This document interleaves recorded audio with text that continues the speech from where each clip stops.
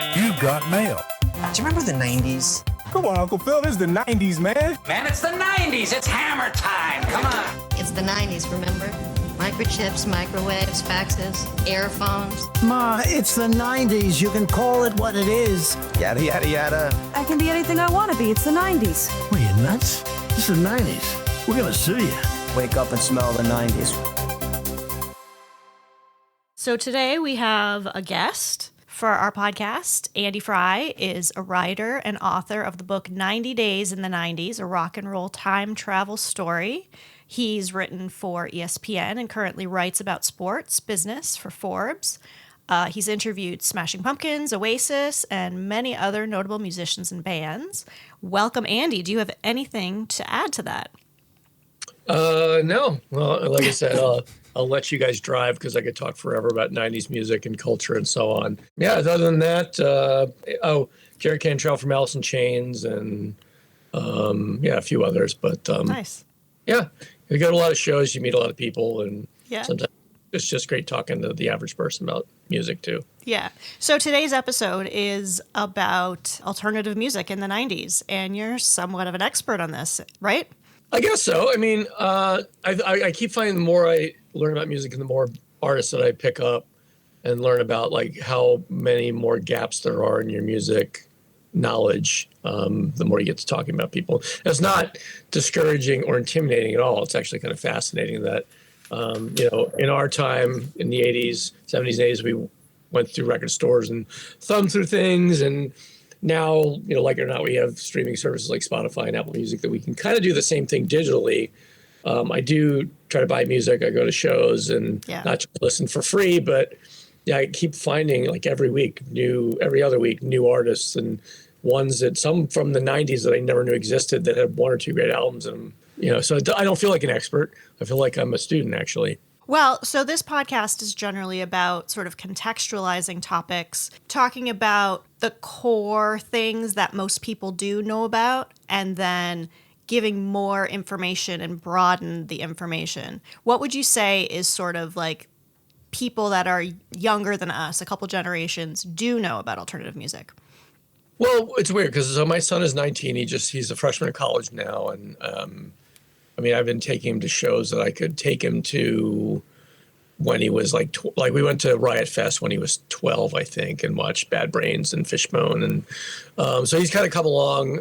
So now when I teach college, I teach twice a week. And I have a couple students who, like, you can tell they have cool parents like us. Like, so I find like us. I think that there's a curiosity, at least among Generation Z. You catch me, on a day where I'm a little moody or I've had a couple beers, and I will probably criticize millennials' taste in music. I mean, there's millennials that have good taste in music, but I kind of think like the brunt of it 10 to 15 years ago when it was all like Drake this, Drake that, dubstep, mashups, and terrible, just like amalgamations of music, and even some like good one-hit wonders like Carly Rae Jepsen and so on. But I find I think that Generation Z, the kids who are in high school or early college now, or maybe even like at their doing their first like post-college job or whatever, or learning a trades or whatever they're doing now, moving out of their parents' house, that they are armed with a curiosity that I think informs them to not just, as I would say, I think millennials kind of follow the trends. Like Generation X, at least I am Generation X. I don't know if you consider yourself Generation X. Yeah, we're baby X. Yeah. Yeah, we're have Zennials. this thing about Zennial. We're curious, but we're sort of really tied up in authenticity and kind of finding the meaning of things. And I used to watch Beavis and Butthead in the 90s, and I remember one episode they had a quote, really awesome quote, where one of them said, the whole purpose of college music or alternative music is that it's basically there to make the suburbs look bad, which I thought was true. And I'm like, yeah, that makes a lot of sense. So I always try to find something about, some music, some books, some movies about something besides my suburban subdivision where everything's the same and boring.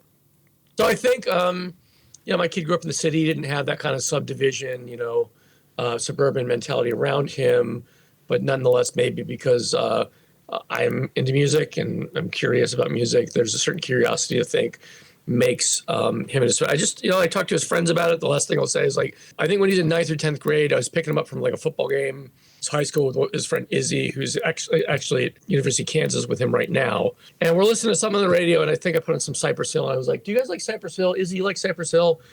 And she's like, "Yeah." I thought maybe she'd say like, "No, I don't know who that is," but she said, "Yeah, I like Cypress Hill." And she's like, "I haven't seen them yet." I'm like, "Well, you're 15. Like, of course you wouldn't have gone to see them yet. Like, you probably need to be 18 and over to see Cypress Hill based on what they do on stage and what they smoke on stage, what they sing about." So I think, the younger generations are good. I mean, I feel like a lot of younger people are tuned in, maybe because streaming makes everything available, but I also think culturally I just find that a lot of people just tend to be more curious in a good way. Mm-hmm. You have a lot of experiences from being, interviewing and being a reporter and talking to different people. Can you tell us maybe some of like your experiences with alternative performers? Yeah, the first thing ever was I was blogging for a site that was owned by the Chicago Tribune, and I was just kind of writing about sports and like just like offbeat sports stories of whatever my rant of the day was. Like 8 of my friends would read my blog back home, and we got an email one day. This is probably in like right after New Year's in 2012. That the community manager emailed everybody. He's like, "Okay, well, don't email me about this, but you probably heard that Billy from Smashing Pumpkins is starting this wrestling league. If you want to get a story, interview his publicist." And it turns out it was his non-music publicist, the one who handles his tea house and his at the time the wrestling league he was starting. So like within 15 minutes, I had written a little bit for ESPN at that point, mostly just covering like high school football and very weird extreme sports and stuff. And I thought, I know he's a Bears and Cubs fan. I'm just going to see if I get a response. So I emailed his publicist, like very short, punchy subject line, 100 words in my email, like all the things I like coach my writing students on, like what to do. Just keep it short and sweet, say what you want. And I got a response, and they're like, "Okay, are you for real? Like, you really write for ESPN? Give us some samples of your work." And within a day, I had an interview set up to do on the phone, which is how we did it back then before the pandemic.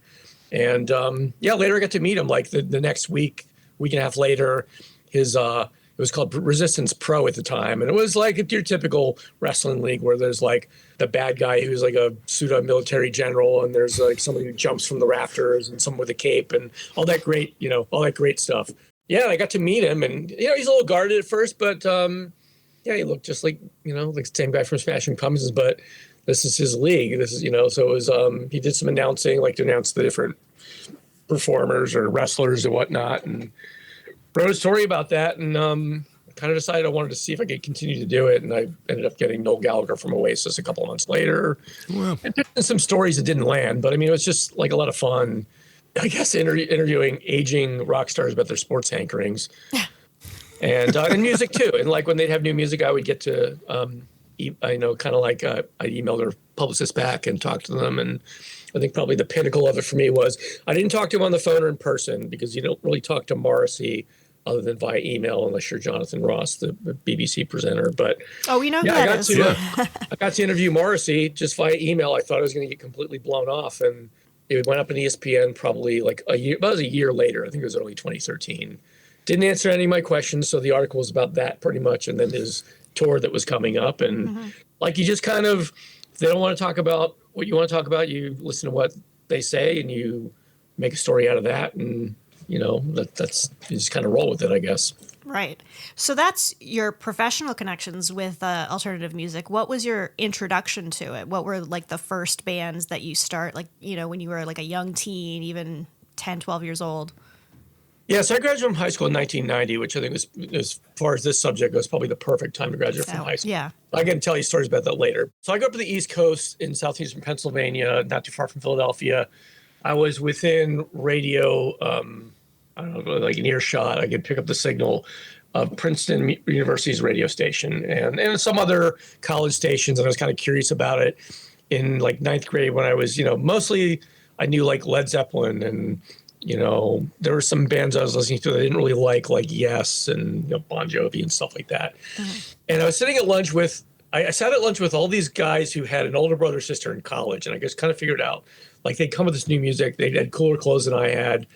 And I was like, okay, I remember to my friend Andy Newman, who I just reconnected with about a year and a half ago, reminded him of this story.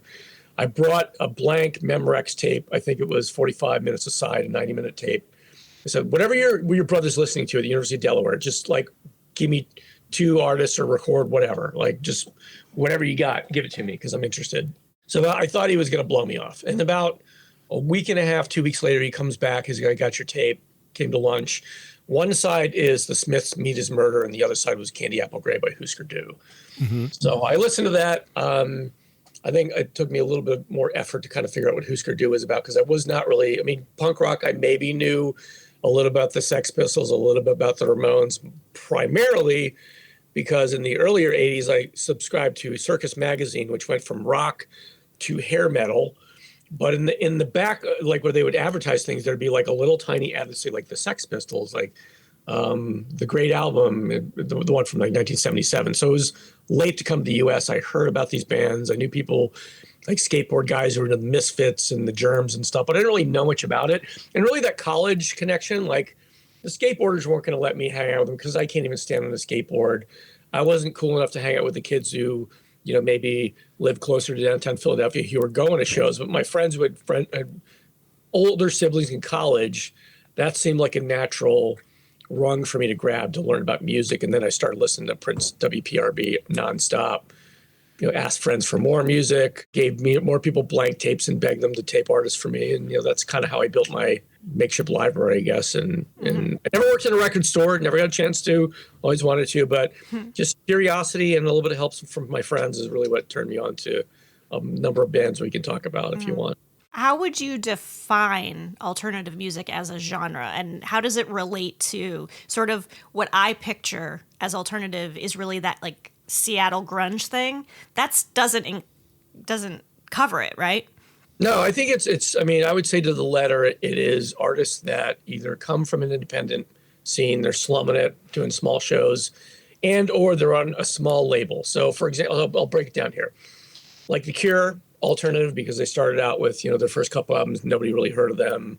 Or even to the two Americans, like we think of INXS as kind of a 90s pop band, but I remember their stuff from, they were big in Australia, kind of. But if you get your hands on, you know, Shabu Shaba or one of those albums from like 1987, 88, at best it was playing on college radio. It definitely was not playing between songs by Bon Jovi and Debbie Gibson.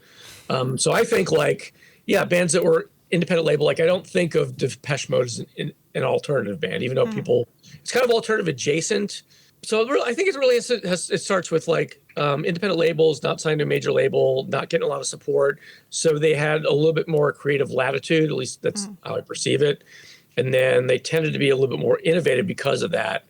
Not to say that Depeche Mode isn't innovative, but I don't think they're as innovative as like of the bands from the late 80s, let's say like The Cult.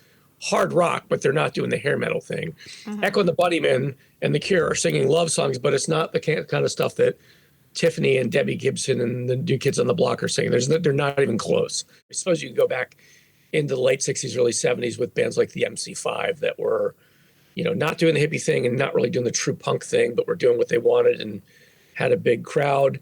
But I think it all evolved into something that was a little bit more melodic. I mean, you think about the fact, I would say that by the late 80s, The Cure and the Pixies were all on major labels, and they were starting to show up on kind of pop radio if you lived in a major city. And then, you know, the biggest band in the hard rock band in the world that was not Guns N' Roses in 1988 and 89 was Living Colour, who were these four black guys from the Bronx who did funk and jazz and made it work in rock, and they still rocked hard and filled up stadiums. So it's kind of a wide net, but I think it comes from, you know, sort of where the origin of the band is, their intention, how much help they had, and really how much innovation that came out of that independence and how the songwriting evolved. So we can define it in many different ways. So you wouldn't define it as like a musical type, more of sort of how it originated and how it progressed? I think so. I mean, I think it's more of an approach than, like some people say the band Haim, the Three Sisters, who are now filling up stadiums, are indie, maybe indie more than alternative.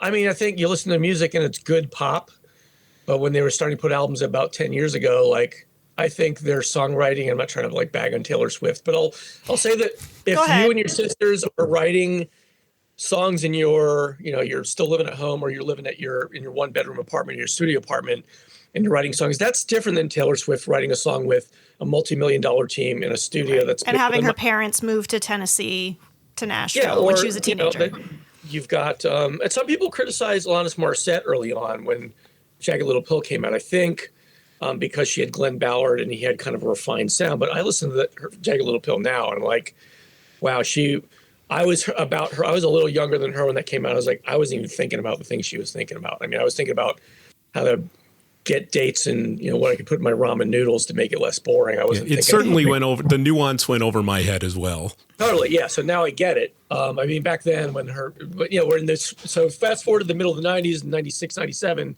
where all alternative and indie is mainstream.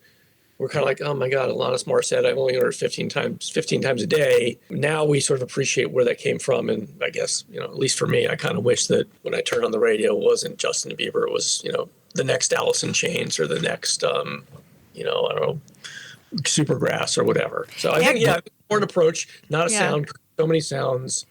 Yeah, I mean, we could do a dissertation on that, but I think it's really from the heart and approach. Do you think that there's an economic scenario where those sorts of bands can emerge like they did in the 90s? I mean, going forward or in general? Going forward, yeah. Yeah, I mean, of course, I think what you're saying is like when times suck, great music comes out. So in the recession-laden UK, we had the Sex Pistols come out, but also the Clash. And if everybody was prosperous and things were awesome, maybe those bands wouldn't have come about because... But Bruce Springsteen is pretty mainstream, and he came out of the drab 1970s on the East Coast when things weren't great there either. So, yes and no. I'm not going to say that, like sometimes when, like I think I love Oasis, whether people like it or not. I think they're a great band. I think their best music came from when they were on the dole slumming it, Noel Gallagher writing his songs that are in a room that he lived in was just like the size of my upstairs room here, my little music man cave. Mm-hmm. Yeah, I listened to Sean Lennon stuff in the 90s, which got good reviews. And I thought, yeah, he's on the BC Boys label. Sounds very indie. I just don't get the songs. And I think it's because he grew up with a $200 million trust fund. You think it was too easy? Yeah, and I don't think, and now he's pitching crypto, I think, is what he's, what he's doing. But we hear the great stories about, someone with no shoes and a banjo writing a great album. But I think the conditions really have to do with the artist and probably what they're influenced by, whether it's, Iggy Pop growing up in a trailer park with supportive, non-abusive parents who let him do whatever he wanted. And he even though he was on drugs for a while, he did some really great music. And he's still around. He's still alive. Doesn't own a shirt, but he's still alive and still doing his thing, kind of. Or, you can be, a little more affluent, like the girls from Haim. I think their music, is like indie pop is really good. Their newest album, like I kind of want to hang out with them. They seem like they're super fun and really creative. So it depends, I don't know. I mean, we could shake it both ways and come up with different answers, I suppose. How do you think that politics influence some of the music writing and music performance of that time period? A couple of months ago, I have a good friend named Selena Fergasi. She writes for Spin and the Sun-Times here. She's written like 3 books in the last year and a half. I don't know how she does it. So she put out a book in the spring about Alanis Morissette. It's like a coffee table book. And then she put out one in the fall about Pearl Jam. So she's super impressive. At the Pearl Jam, she had like a Q&A that I went to in Wrigleyville. And Scott Lucas from Local H was there because he wrote the foreword on the book. And I've met him before. And he's kind of like Noel Gallagher a little bit. He's a little bit like a sheepish kind of smart-ass type of guy, but friendly when you get to talk to him. And someone asked him about that. They're like, what about the politics of the 90s? Or like, was your music political? You don't really seem like you're not Rage Against the Machine. And he's like, well, I don't think you can be really a rock and roll artist or a musician and not be political because you have, I think he said like you could be a pop artist and completely eschew all that. But he said, for me, I always felt like every artist that I knew, whether I liked their music or not, or whether we played shows together, he's like, they all have opinions about something, whether it's maybe more social issues. Like you think about the Lilith Fair, like a lot of folk artists talking about feminist relationship type things, not fight the power so much. And that's a different flavor, I think, of maybe what Rage Against the Machine or Public Enemy is doing, that it comes out in different ways. He basically said like there's somebody can be a rock and roll musician and a songwriter and not be political. It's kind of baked in there. So all these people complain about don't be political with your songs. He's basically like, F you. Like, if you don't like it, go listen to Barry Manilow, so. Right. I mean, I think that most artists in all media or all mediums really do have a political point of view, and that's kind of what they're there for. Yeah, and I think sports is not like that. I mean, there are some athletes who who speak out, and I think a lot of them just try to they have their opinions, and they don't really want to cause more problems for themselves, not out of fear or cowardice, but I mean, yeah, like I think years ago, this is funny, a funny story about, I've written about the Cubs. One of the Chicago Cubs' best pitchers who won the World Series with them is John Lester, who, if you ever meet him, he's 6'4", you shake his hand, he's like, it's shaking the hand of a mountain. Like, this guy's huge and super strong. I bumped into him at some golf tournaments, so I say hello to him. He's very friendly. Several years ago, I think Lester Holt said something on the nightly news that was kind of slighting the president at the time, Trump. And somehow mistakenly someone tweeted not at Lester Holt, but at John Lester, the pitcher. And it became this like whole long thing where he's getting harassed over the course of 2 days. And every couple of like 8 hours he'd tweet, like, I think you're referring to someone else. I'm not Lester Holt. I'm John Lester. I'm a pitcher. I'm not the nightly news guy. But he just kind of shook it off him. And then there was news articles about it, like Rolling Stone, like, hey, right wingers and mega trolls are going after John Lester, who like he's a pitcher, and he got caught up in the fire of something someone else said. So we live in those times. I guess if you're going to say F this or F that, or, down with the system, or we need to ban all guns, or whatever your shtick is, if you're that explicit about it, like you need to take the heat, should expect to take the heat. Yeah. Oh yeah. But most songwriters are kind of more sly about it. Like Fugazi, I think about Steady Diet and Nothing. Like, you could just listen to it and think, I don't know what this guy is singing about. It's just punk. I was about to say, it could go over your head. It's entertaining either way. It's like it works in kind of different ways. No, but if you listen a little bit, he's talking about like women's rights, like not being able to walk down the street, not being ogled and harassed by guys. Animals' rights in terms of like singing from a voice of another being. He's not being like, don't eat meat. It's like they can be very creative and sly. And sometimes when you think that someone's not political, like they are, it depends on how interested you are in the lyrics and, how many times you've listened to it, I guess. Mm-hmm. Now, you mentioned Lilith Fair. I was also thinking of things like Lollapalooza. How do you think these like huge music festivals changed how the music was made, or did it?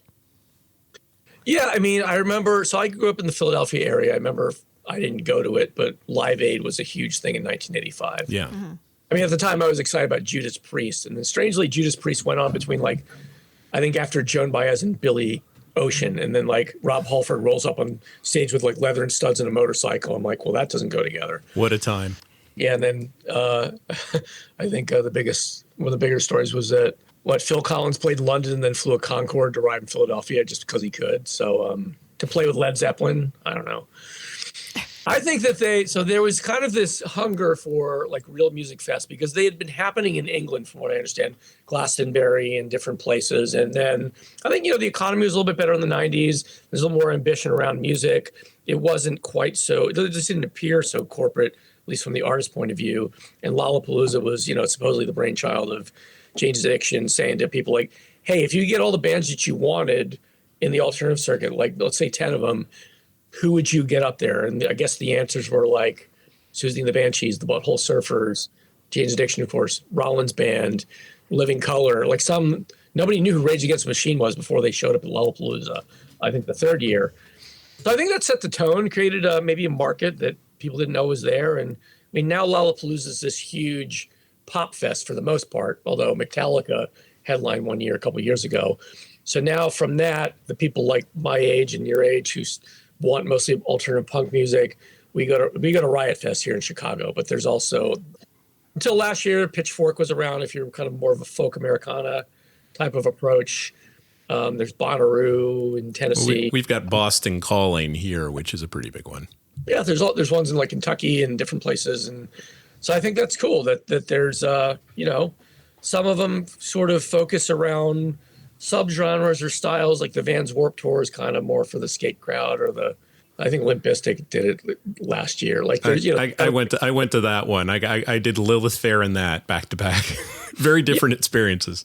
Yeah, so I mean, we pick our poison. There's a lot of variety out there, and I think one of my classes I teach, we talk about branding, we talk about events and stuff like that. So I was like, all right, everybody, does anybody know who sponsored the Rolling Stones tour a year ago was? And then those they're like, oh, I don't know. I was like, I'm not joking. I'm not making this up. AARP sponsored them. Oh my God. Perfect branding.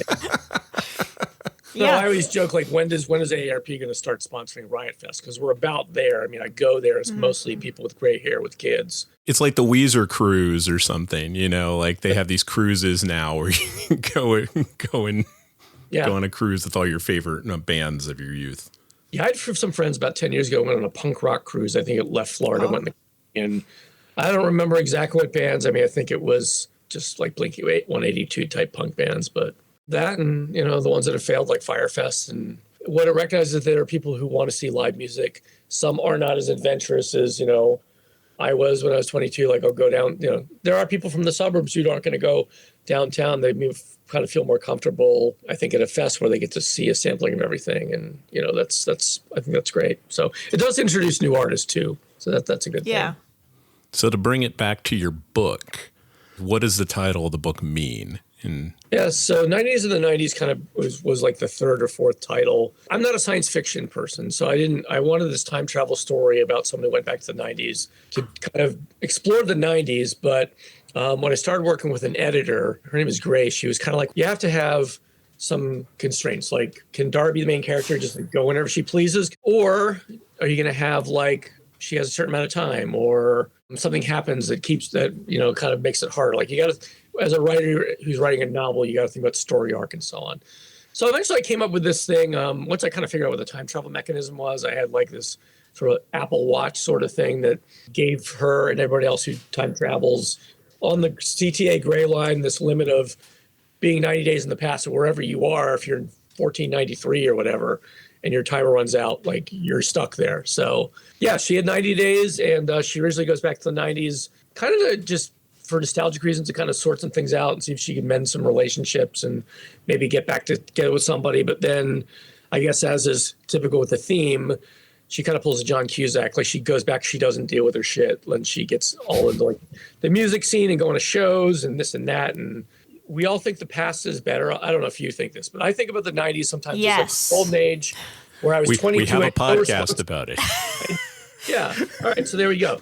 So we had no responsibility. I didn't have kids at the time. I mean, I love my son, but I didn't have kids at the time. I could kind of go out. Oh, us too. Theoretically, to go see a show every night. But I conveniently forget that I had to put quarters in my laundry machine. I usually would run out of quarters. I was living on ramen noodles and quesadillas because I could barely afford my rent. And I know I have a lot of cool stories I can tell now, but women were not interested in my stories back then. I didn't have a nice car. I didn't have really anything. 5'6". I'm not like a tall, muscular, I wasn't one of the people on Melrose Place for sure. So I kind of forget the stuff that wasn't great. But I think about how awesome it was if I could go back for a weekend. And that's really the structure of the story. It took me 5 years to write to figure it out. But I wanted to cover a lot of themes, and I wanted to basically have a story where a record owner goes back to the 1990s, and she's got to either decide if she's going to stay or come back. And there's a lot of things in play. And then she also discovers that just because she's in her golden age, like the everyday problems, the insecurities, the things you got to deal with, like, they don't go away just because that time was nostalgic to you. Like, you got to deal with real life wherever you are. And it's kind of like a reverse coming of age story. And I guess that's maybe where the structure is. Mm-hmm. So we're not music snobs, but this one over here, he's quite a movie snob.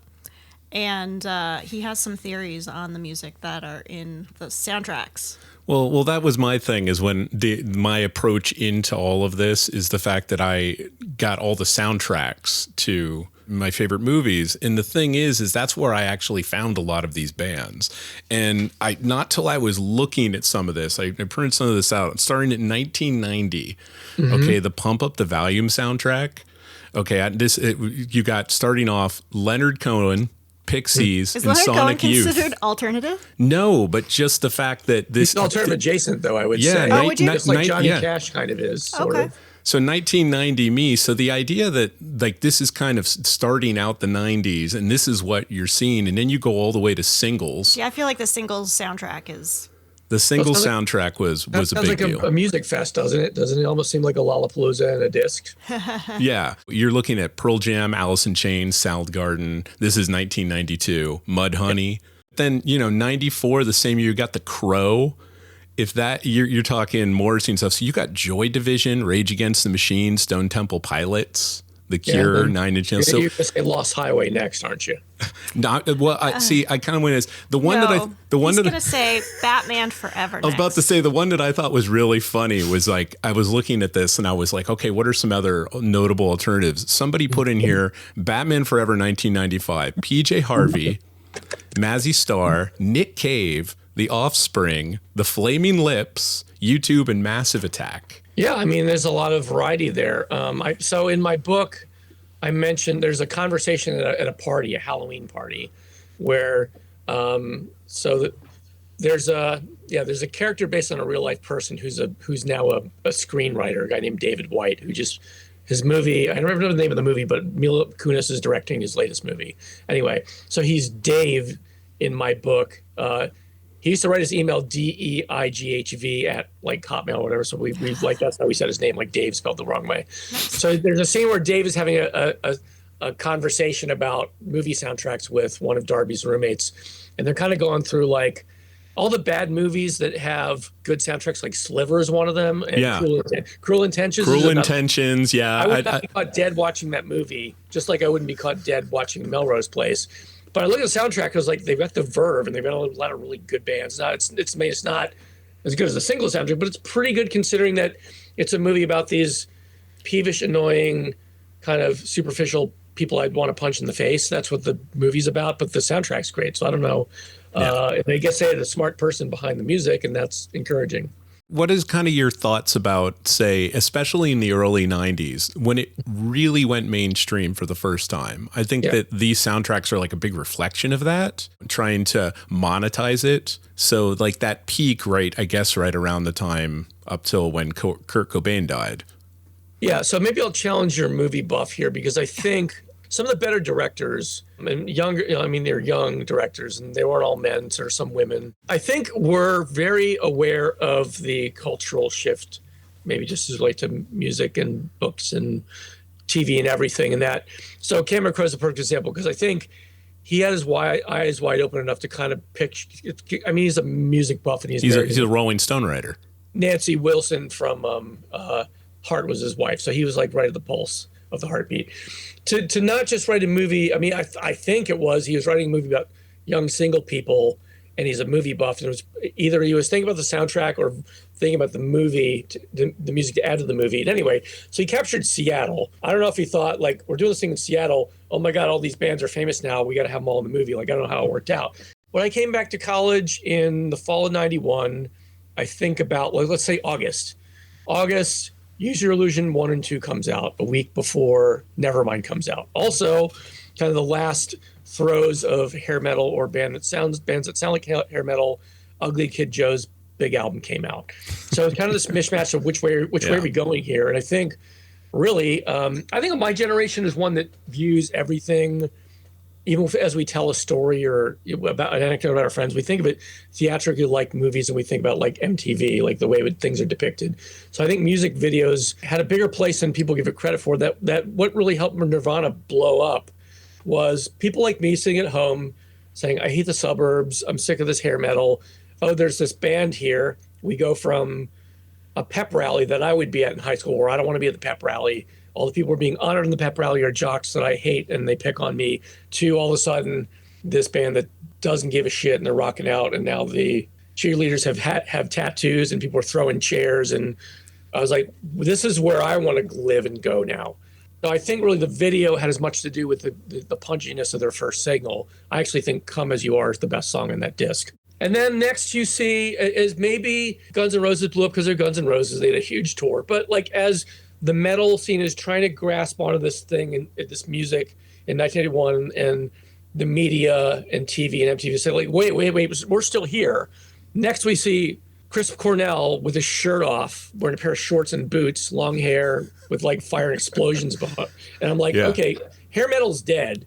And this whole theatric thing is caught in movie form by Cameron Crowe. And then there's also like a lot of movies that are like different movies that are similar theme, like Friday. Takes place over the span of one day. It's about Central Los Angeles.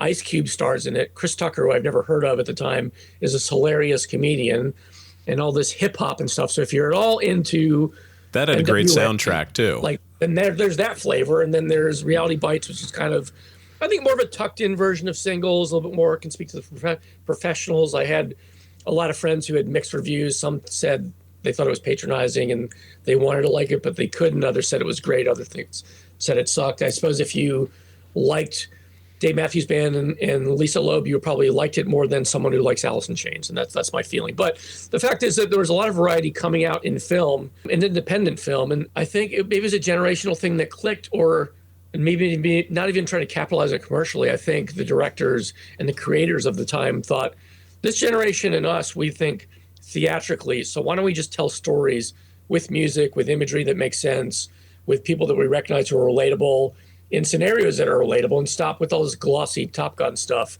from the 80s. That's my kind of dissertation on this. So what happened in the first half of the 90s, and then it just grew from there, and the music and the movies and the TV and the books were all interwoven more than we probably thought at first look. Did, say, I don't know, Soundgarden and Pearl Jam and Alice in Chains becoming so big, did that take some of the shine off of them in the sense and credibility, or... I don't think so. I mean, well, the flip side is that nothing great lasts forever. So by 1997, Soundgarden broke up for some reason. Kurt Cobain was dead. Before we knew anything about Sublime, their lead singer had already died. I mean, Sublime, one of the biggest bands of the 90s, 99.9% of their fans have never seen their lead singer on stage. Like, how does that work? But they sold millions of records. Yeah, it never went to where we kind of thought that stars and big performers and artists went in the 90s. I remember an episode of In Living Color where they have all the has-beens, and they've got like Willie Nelson and I don't even remember who else. Like Willie Nelson's now an icon. Like he's like 95 years old. He's still doing his thing. Nobody thinks that Willie Nelson is a has-been because most of his hits were from the early 80s, or that Pearl Jam has not had a gold record, I think at least in a decade and a half. It doesn't really matter what they did before and their artistry and their approach to everything. They just kind of have a cold audience that follows them around. They're almost like the Grateful Dead nowadays, I think. Yeah, I mean, I think all good quality music is like that. I mean, provided you can stay together or come back. I mean, even Oasis, supposedly he's putting out a new album. Hopefully it does not suck. It's at least half decent. I don't think there's any shine rubbed off of it. I think as long as these artists tend to be authentic. I mean, I guess maybe minor thing when Liz Phair, her fourth album came out, people were kind of like, are you still alternative or are you a pop star now? Yeah. Maybe that's more what I was going at, is that some of them I think did kind of change in the sense. I mean, I don't know. Green Day might be a good thing of that. That was really, you haven't mentioned Green Day in the 90s. Yeah. Would you consider them to be alternative? I mean, maybe not anymore. Well, the thing is, like, if you read the first chapter of my book, I used the word commercial punk, and I remember using it thinking, yeah, either I'm going to piss some people off, or I'm not sure if what I'm saying is tongue in cheek, but punk was becoming commercial, and that doesn't mean to. Steve Albini once said in the middle of the 90s, he's like, if you like their first album but not their second album, you're making a sociopolitical statement, basically like you're being a douche, because Kerplunk and Dookie kind of basically sound the same, and they've got one of the same. They got Welcome to Paradise is on both. It's the same exact track. I don't think that their shine wore off. I think a lot of these bands have evolved. People rip on U2. I don't really want to listen to U2 after about probably I don't know, their second or third album in the 90s. It just doesn't really appeal to me. Just like REM doesn't really appeal to me after Monster in 1994. But I don't think that takes the shine off of their earlier work. And it doesn't make me a hipster necessarily say, well, I only listen to their old stuff.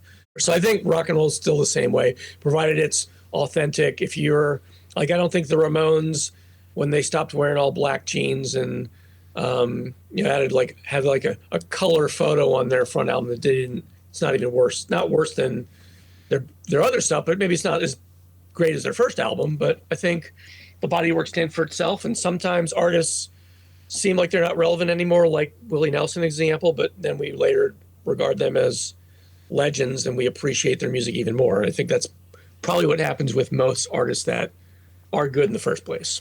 There's not a lot of women in alternative. Can you speak to that, or maybe tell me about ones that I don't know about? I don't agree with that. I mean, so yeah, good. I have a radio show on Fridays at Chirp Radio. You guys are far away, so you can listen. You go to chirpradio.org. You can listen to me on Fridays, noon to 3 Central Time, and I play. Okay, so Liz Phair's one artist I might play are Veruca Salt, or I might play Growing Muses, or the Spinanes, or Helium, or Low, or Velocity Girl, or Swerve Driver or Northern State, or I can list a million. Well, Northern State's more from like this century, but I could list 50 bands that I would probably play as quickly as I would play Alice in Chains or Green Day or the Ramones or Bowie. Related to your point, I think the reason that L7 does not have a gold record being a grunge band is that I think in the 90s, sort of the mainstream rock stations that, one day in 1990 we're playing the Stones and Led Zeppelin and CCR, switched to playing Soundgarden and Pearl Jam and Alice in Chains and Stone Temple Pilots, but their catalog is not as expansive as like Pearl Jam or Soundgarden. I mean, they're kind of on par with Alice in Chains in terms of how many albums they put out. There was a little bit of definitely baked in sexism in the past, always. Maybe that's why the Lilith Affair came about, and there was a time and a place and sort of a different channel of attention for the artists that played that tour. And it was mostly started with the Indigo Girls, and I think of the other artists that were pretty big at the time. First, it was like Sarah McLachlan, Jewel. Jewel started out with a single constantly being played on VH1 until it caught on eventually, and then she blew up. If we think the mainstream in the 90s is grunge first and punk first, then yeah, there's not a lot of major women artists that stuck out, in those sort of subgenres. But we did have some big hitters. I mean, Lauryn Hill dominated hip hop. Alanis Morissette sold 35 million albums of Jagged Little Pill within a year. And it was, definitely had a bigger footprint than Oasis or Pearl Jam for a time. And I think still now, is just an icon. If you were a punk fan and you were looking for that female punk band, you had to look a little harder or maybe wait a little longer. There was a weird moment with Shonen Knife. Yeah, and I play them too on my radio. So like they're not that big either, but I mean they would show up, and the good part was you could go see them at like a place like Lounge Acts in Chicago with 500 people, and you could get in to see them, and they were right there. Whereas if Shonen Knife or Liz Phair was as big as U2, you're paying $600 to sit in the back of the stadium. They were just here in Cambridge a couple months ago. Yeah. So and the Breeders, we had the Breeders, and the Breeders were kind of a unique thing in that they kind of came and went really fast and blew up really quick. Cannonball, right? Yeah, that was the big hit. Yeah, that was the big hit. But I don't know if they were selling out stadiums. I think Kim Deal had a lot of different things going on creatively, and the band sort of imploded a little bit in the 90s with some of the things that were going on. There were women-led genres and subgenres that were present in the 90s and were just as strong musically and creatively. Is there any other topics that you think is relevant that we should be talking about?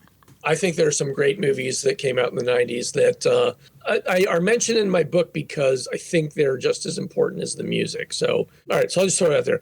There are 3 very big, very great legendary movies from the 90s that each of them takes place over the span of a day, which I find fascinating. So one is Linklater's second film, Dazed and Confused, which shot in the 90s, it takes place in the 70s, but you don't feel like, you feel like you're in both the 70s and the 90s there. And then it only has all these people who became famous, like Ben Affleck and Matthew McConaughey and Parker Posey, and Renee Zellweger's in it for like a split second, and she's won 2 Oscars since. So there's Dazed Confused, there's Friday, and then there's Pulp Fiction. All of which, if you tried to make those movies in the 80s or even probably now, studios would be like, what are you thinking? Why would anybody watch this? I think none of the 3 really has a plot.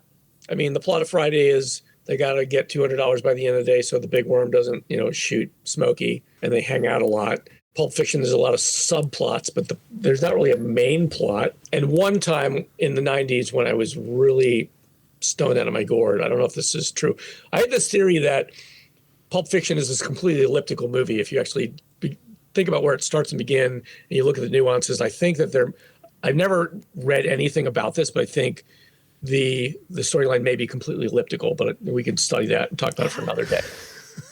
And I could have just been the weed, but Dazed Confused, kind of the same thing. Like, it's just about very character driven. In Chicago in the 1990s, so we had this thing, the Vic is like a place where you see bands. I just saw Echo and the Bunnymen there. I've seen Dinosaur Jr. But sometimes when they would have no bands for a while, they would have this thing called Brew and View, where you could pay $3 and see 2 or 3 second run movies. And no matter what the movie that showed 2 months ago that they're showing now is, for about 2 straight years, every night at midnight on Friday, they would show Dazed and Confused. every night at midnight on Saturday, they would show Pulp Fiction.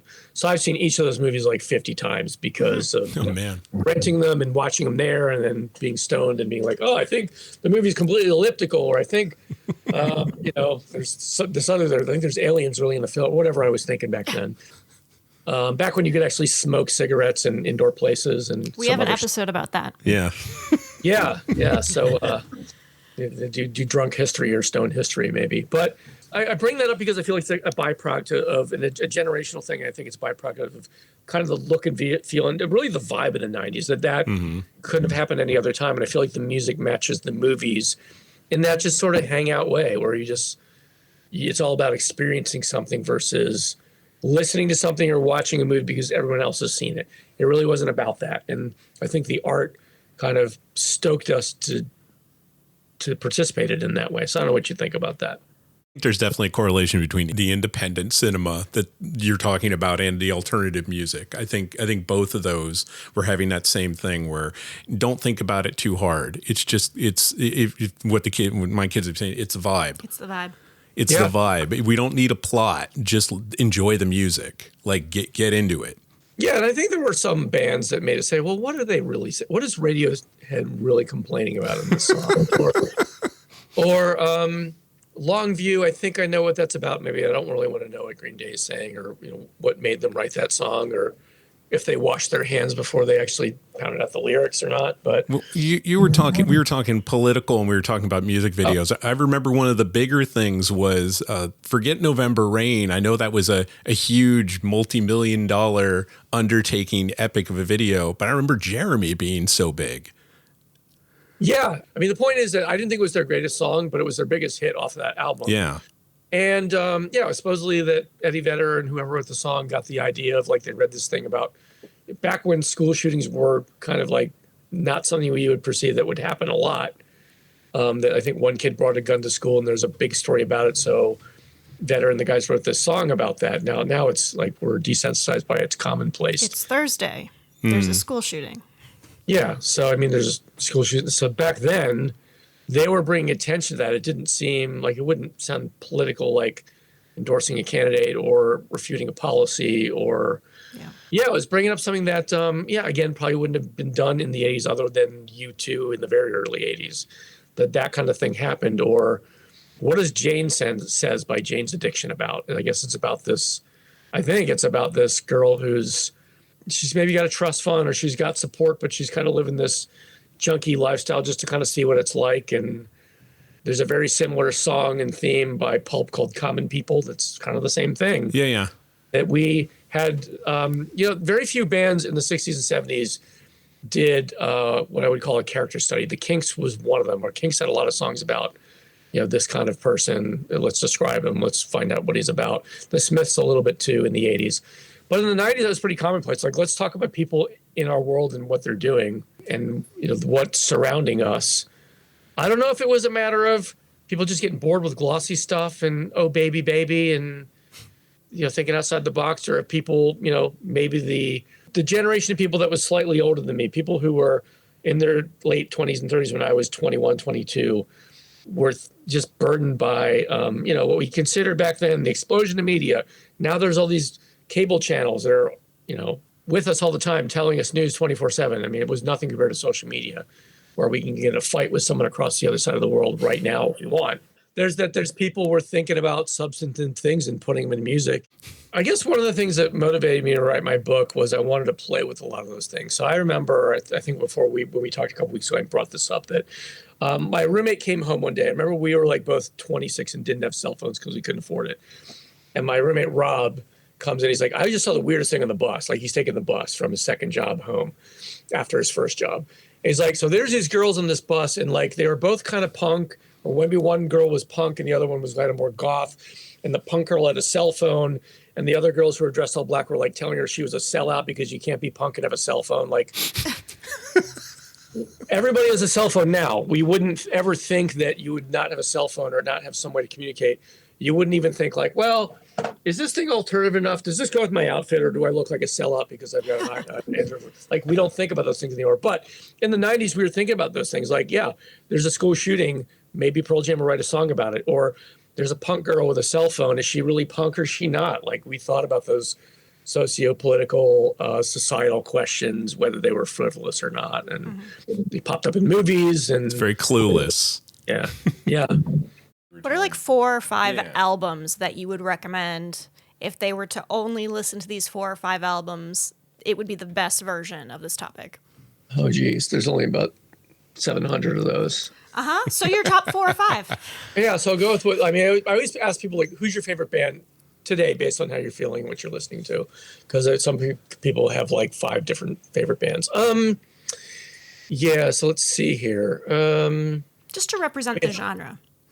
Yeah, so maybe like if I pick from, let's say shoegaze. Let's pick up shoegaze has kind of come back, and Chapter House announced that they're starting a tour in May. It just came out this week, and I've never seen them because they never toured. I never would get a chance to see them because I don't live in Reading, England. So I'm gonna try to see Chapter House. So I would say like from the shoegaze era, yeah, listen to. It's got a picture of a cat on it. It looks like the cat sniffing his butt or something. So what is that? This is how my son talks to the librarian about the book that he wants. Yeah, exactly. Whirlpool. So Whirlpool by Chapter House, which came out on New Year's Day, 1990. It's got a couple really good bangers. It's kind of like, I would say to the younger generation who knows what emo and emo punk is, it's sort of like predates that. It's very like, it's a little esoteric and psychedelic, but it's also emotional. A lot of shoegaze music is not very emotional. So I would say Chapter House's Whirlpool is one. I think the best, or at least my favorite album by Alice in Chains is Jar of Flies, which is an EP. It's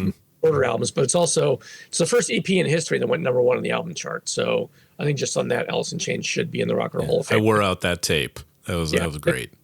The punk, my favorite. So despite Green Day and Rancid, all that great stuff, there's a band from San Diego called Rocket from the Crypt. Yeah, I saw for free at Lounge X one time in like 1997. So they've got an album called Circa Now, which came out in I think the summer of '93. Or all I know is I spent the entire summer listening to that twice a day, all summer on cassette. And I think I ran the cassette tape out and I had to buy it. It's just really great, kind of like greaser punk rock. Like if you see Rocket from the Crypt, they will come out on stage, the whole band, like 8 of them wearing matching bowling shirts that are made out of satin. They might bring a bowling ball out. Like they look like the bowling greasers who are in this great band. So I guess that would be number 3.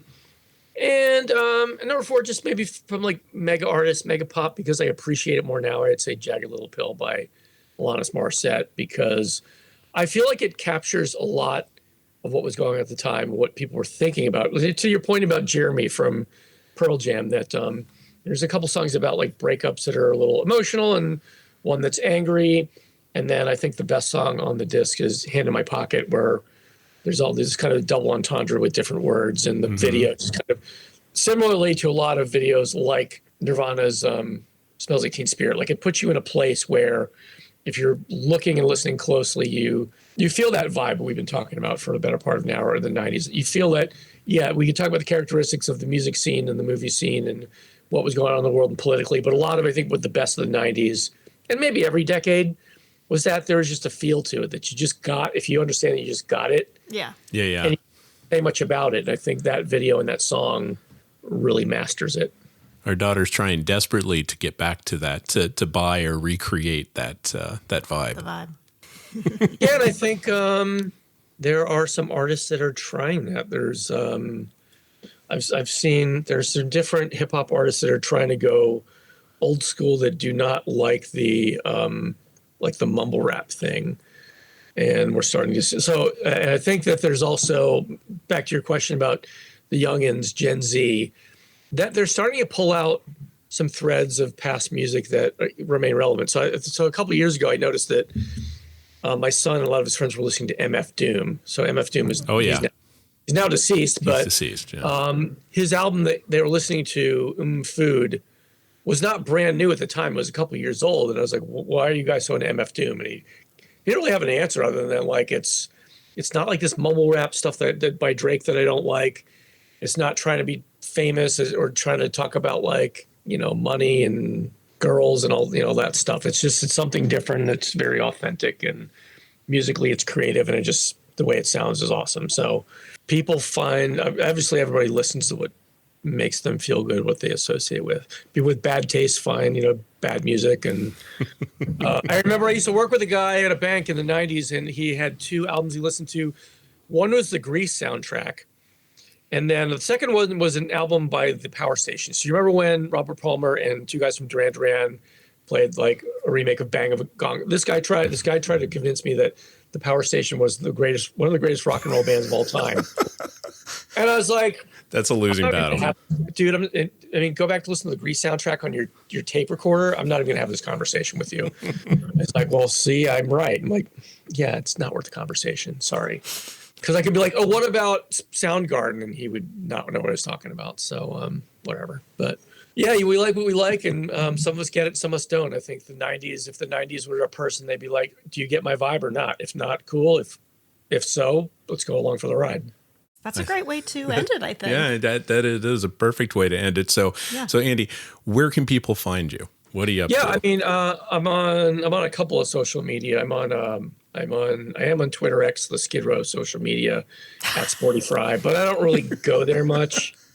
So at Sporty Fry with an E at the end on Instagram, and you'll see me, kind of riffing on music or sports sometimes.